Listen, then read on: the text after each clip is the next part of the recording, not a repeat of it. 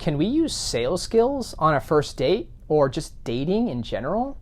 What's going on, everyone? It's Mateo from the Sales Dev Squad podcast. Thank you so much for tuning into another episode here. If you have found any of our videos helpful, hopefully this one, please hit that subscribe button, that like button. We definitely appreciate the support and we want to continue to push out amazing content for you guys. You're probably wondering, what does sales and dating have anything in common? And I'm here to say that the two aren't so different, and let me explain. First off, dating and prospecting. For example, prospecting is the act of reaching out to people you have never met before, and sometimes they have never met you. And the idea is to introduce your business, your solution, your services as the perfect solution for their needs. And dating is kind of similar in the sense that sometimes you're meeting people for the very first time, and sometimes you need to build and find common interests. And how do you do that? Stay tuned.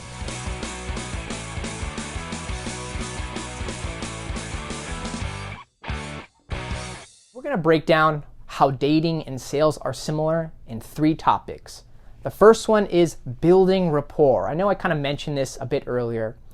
Rapport is simply finding common interests and building a connection really frequently. Let me give you an example. A cold call. You're calling someone that has no idea who you are. You're essentially a stranger to them. But the goal in mind with a cold call is to find something in common or say something that will build some sort of mutual interest, mutual commonality. The idea is you want to build rapport, build the connection with them. When you're on a date, especially a first date or a blind date, if that, it's so important to build rapport and build rapport quickly. And how do you do that?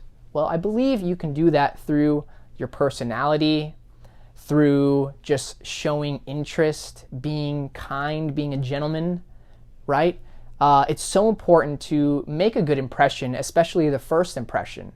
And so the first theme is building rapport. How do you build connections? Why is it important to build connections? How do you do that? I feel like this leads us into our second topic here, which is asking questions / doing less talking and more listening. Questions are so powerful. It allows us to learn more about the person that we're trying to get more information from or trying to learn more from, right? If we ask a question, we can gain so much information and so much knowledge from that person based off of one question. So it's important in sales to not only ask questions, but to ask very thoughtful questions, because those questions can lead you to more questions, but most importantly, you're gathering information along the line. There's this psychological theme or psychological principle that when people feel like they're being listened to, the more of a connection and the more of a relationship they feel like they have built with that person. Let me give you an example. I'm sure you might have talked to someone on the phone, or maybe you've been on the other end of this conversation and you are just talking and talking and talking, and the other person is just listening. They're not asking anything, they're not talking, right? They're just listening to what you have to say. And maybe someone might have said to you wow, I feel like I've known you for ages. There's this psychological principle that the person that does the most talking, right, after someone has asked them a question, they feel like they've known them because they're taking the time to listen to them and they're just talking and talking and talking, right? But the other person is listening. And if you sort of give your date or your prospect, let's say, the runway to let them voice their opinions, their feelings, their challenges, their concerns, the more they feel trustworthy of you, because you're not interrupting them, you're not asking them question after question after question. You're being authentic in the fact that you're listening. You're listening and being authentic. That's true for any dating scenario as well as a sales scenario. And our third tip for you is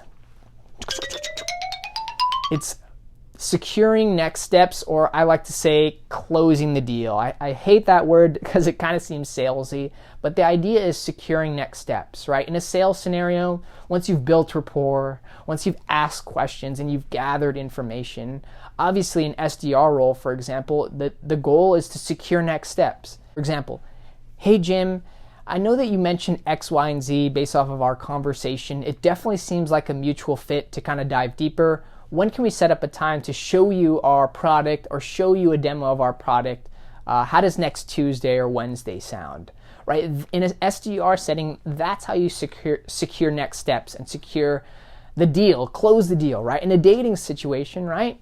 After you've built rapport, you had a good dinner, you had a great date, you had good laughs, you were able to learn a lot about the other person and find some common interests.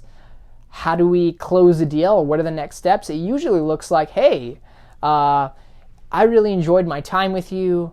I'd really love to do this again. Would you be open to doing X date at Y location? As you can see, it's pretty much a formula, right? Again, the way you build relationships and you build connections with humans in general is a formula. Right? It's rapport. It's finding common interests. It's being authentic. It's being a good listener. And last but not least, wrapping it all together and securing next steps. I hope you found this video helpful. Hopefully you could take some of these tips to your next dating scenario or to your next cold call.